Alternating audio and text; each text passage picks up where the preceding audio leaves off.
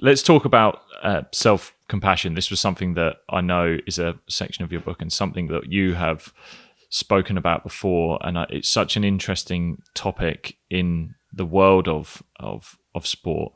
What for you is perhaps the common pitfalls of self-compassion, and how do you become a more compassionate athlete? Yeah, so this came about, my kind of interest in the area came out from personal experience, that I used to be that kind of athlete who was super harsh on myself, just really every time I lost or made mistakes was really beat myself up, and I would feel terrible after losing in tournaments every time, in tears every time, as a kid and even as a young adult. And then as part of this work I did with a psychologist in 2012, so mid to late 20s, she just kind of helped me see that you don't need to feel terrible. I thought it was an important part of kind of why I was a good athlete, because I felt so bad I would work hard to improve so it didn't happen again. And she helped me showed me that you can absolutely give everything to a performance and not feel terrible afterwards. And in fact, you can, just because you're giving everything to the performance is why you don't need to feel terrible. You should feel okay if you've put in your absolute best. And that kind of, that led me onto this kind of exploration of, like, I found it through that work, and then realized just how freeing it was. So I was being motivated by the fear that I would feel if I lost.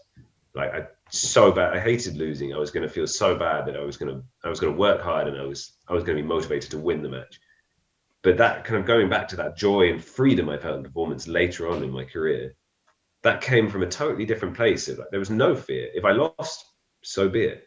But I really wanted to win. I wanted to give everything. And it's kind of part of that journey, part of that tool set was just forgiving myself for making mistakes. And if I lost, being kinder to myself for that. Like, it's part and parcel of the journey, is you're going to lose sometimes. Just focus on what I could have done differently, or just work on kind of analyzing the result, analyzing the performance.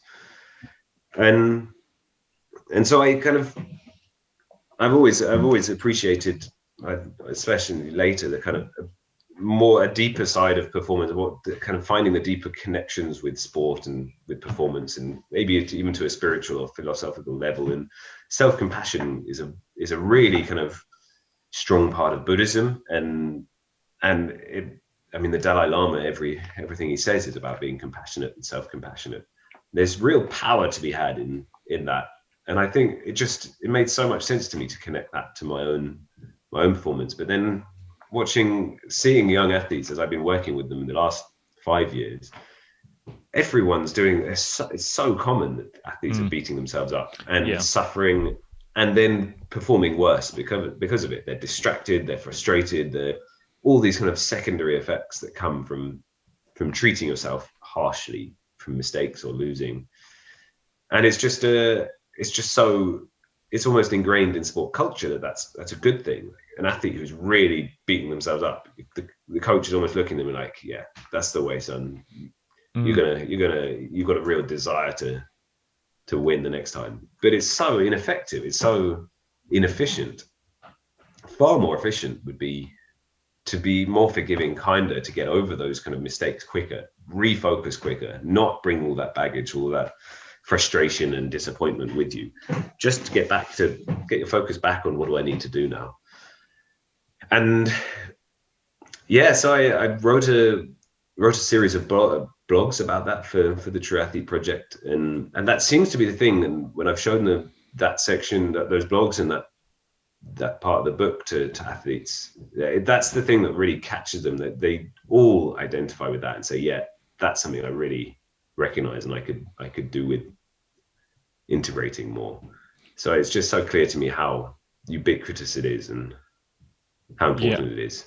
I think we as athletes anywhere, we feel like it's like the rite of passage. Like, I fail, I need to beat myself up, and it's almost been ingrained in whether it's still a cultural shift or a societal shift that needs to happen, that it's almost like, you failed. You need to go and work yourself to the bone to get out of that place, and recognizing that, okay, it's a part of just getting better. Just like getting better is failure, and getting better is a part of that whole process. And as quickly, it's turning that around as quickly as you can. Self-compassion is a tool that can allow that.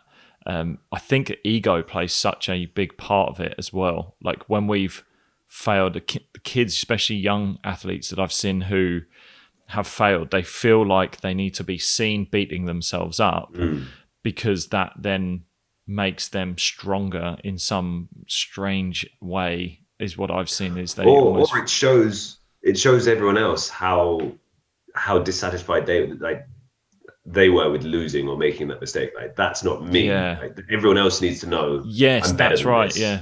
But it's for I often see that as well. They're doing it for everyone else to Mm. show that side of them.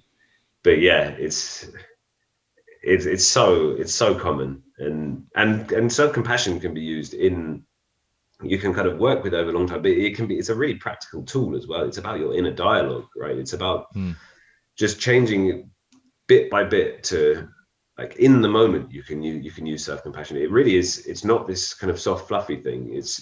It's very specific about self-talk and what kind of self-talk you want. So it can be used in the moment, and it can be used in the hours afterwards. And as you say, it's just about getting your mind back in the right kind of track as quickly as possible.